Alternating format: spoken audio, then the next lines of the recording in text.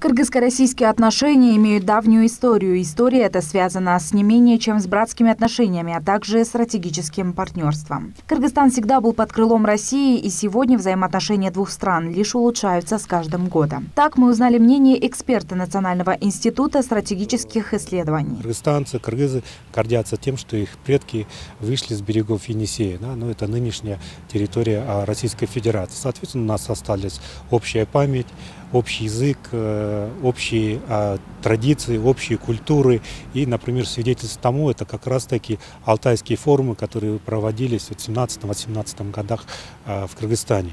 Вот. И здесь с официальной точки зрения отношения между Россией и Кыргызстаном получили свое дальнейшее развитие уже в XIX веке, когда Кыргызстан добровольно вошел в состав царской Российской империи, вот, и, соответственно, дальше Советский Союз. И с 1992 года у нас начинается отчет новейшей истории новых отношений между Кыргызстаном и Россией. Кроме того, одним из последних фактов развития двусторонних отношений стал официальный визит министра иностранных дел России Сергея Лаврова в Кыргызстан. Он рассказал, что его визит в Бишкек посвящен подготовке государственного визита президента России Владимира Путина в Кыргызстан, а также заседания межправительственной комиссии. И это является доказательством того, что Россия и Кыргызстан закреплены не только двусторонним сотрудничеством, но и дружбой, заметила член консультативного совета по внешней политике при Министерстве иностранных дел Кыргызстана Ирина Аралбаева.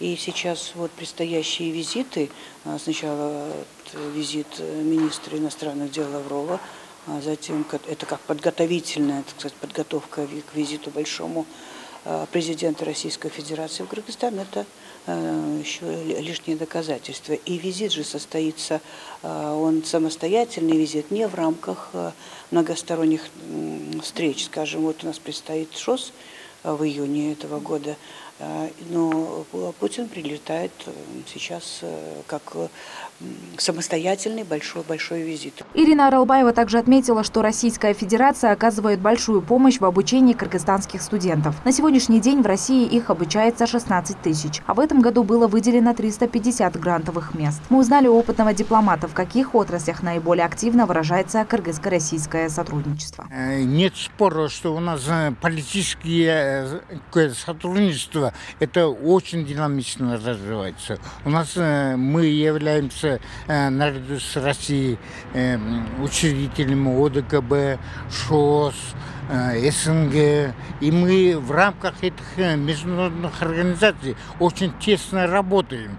И в двухстороннем отношении у нас тоже развивается. Вот сегодняшний визит Лаврова тоже это подготовка к предстоящему визиту Путина.